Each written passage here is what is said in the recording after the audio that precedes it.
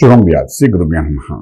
మీనరాశి వారికి జూలై 1వ తారీఖు నుండి 15వ తారీఖు వరకు ఏ విధంగా ఉంది అన్న విషయాన్ని మనం ఇప్పుడు విశేషంగా తెలుసుకోవడం ప్రయత్నించేద్దాం. మీనరాశిలో రాహు యొక్క ప్రభావము, ద్వితీయంలో కుజుడు, తృతీయంలో బృహస్పతి, చతుర్థంలో శుక్రుడు ప్లస్ రవి యొక్క ప్రభావం, పంచమంలో బుధుడు యొక్క ప్రభావం, సప్తంలో కేతు, వ్యయంలో శనీశ్వరుడు. ఇక్కడ మీనరాశి వారికి ఒక మాయా ప్రపంచంలో తిరుగుతున్నట్టు అనిపిస్తుంది. నిర్ణయాలన్నీ చూస్తుంటే ఇక్కడికంటే అక్కడికి వెళ్తే బాగుంటుంది. ఇలా ఆర్థిక వ్యవహారంకి వచ్చినప్పుడు ఈ ఉద్యోగం అంటే ఆ ఉద్యోగం ఏదో బాగుందనుకుని ప్రయత్నం చేస్తారు. అంతా మిథ్య. ఉన్నదాన్ని జాగ్రత్త నిలబడి కూడా ప్రయత్నించండి.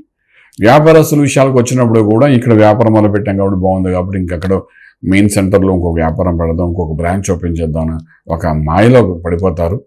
అది అన్నెసరీ లాసే తప్ప పెద్ద చెప్పుకోదగ్గ బెనిఫిట్స్ అయితే కనిపించవు. అలాగే ఇంపోర్ట్ ఎక్స్పోర్ట్ వ్యాపారాలు కూడా డెవలప్మెంట్ చేయడం ప్రయత్నం చేయండి. ఉన్న వ్యాపారం నిలబెట్టుకోవడం ప్రయత్నం చేయండి. అలాగే శుభవార్తలు వింటారు, శుభమైన కార్యంలో పాల్గొంటారు. అలాగే వివాహ వ్యవస్థ కోసం చేసే ప్రయత్నంలో సక్సెస్ఫుల్ అవుతారు. కానీ అవమానం కూడా పొందే అవకాశం మధ్యవర్తిత్వంలో జరుగుతుంది. చాలా జాగ్రత్తగా హ్యాండిల్ చేసుకోవాల్సిన అవసరం ఎంతైనా పడుతుంది. ట్రేడింగ్ అనేది ఈ మీనరాశి వారు ప్రస్తుతానికి ఏమి చేయవలసిన అవసరం లేదు. అలాగే లక్కీ నెంబర్ కూడా మన నెంబర్ 3 పాజిటివ్ ఉంది, కానీ పెద్ద ట్రేడింగ్ చెప్పుకోదగ్గ జరిగే ప్రసక్తి అయితే కనిపించట్లేదు.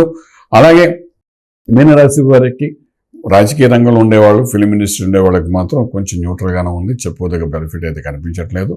అలాగే అగ్రికల్చర్, ఆర్గానిక్, అదేవిధంగా రైతాంగానికి మాత్రం సత్ఫలితాలు వచ్చే కనబడుతుంది. శుభమైన వార్తలు వింటారు. రైతాంగానికి అయితే రైతు పండించిన పంటకి ఫలితం కూడా వచ్చే అవకాశం అయితే బాగానే కనిపిస్తుంది చెప్పచ్చు.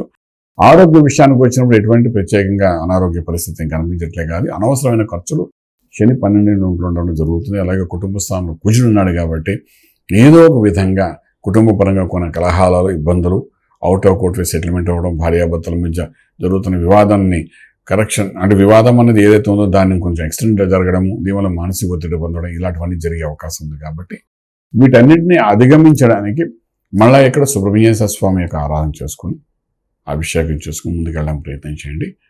ఆ స్వామివారినే గురువుగా భావించి చేసుకోగలిగితే కుటుంబ స్థానంలో కుజుడు ఎప్పుడైతే ఉన్నాడో కుటుంబ పరంగా కొన్ని దోషాలు క్రియేట్ చేయడానికి అవకాశం ఉంటుంది. కాబట్టి డెఫినెట్గా అటువంటి స్వామివారి అనుగ్రహం పొందడానికి అభిషేకాలు చేసుకుని ముందుకెళ్ళండి.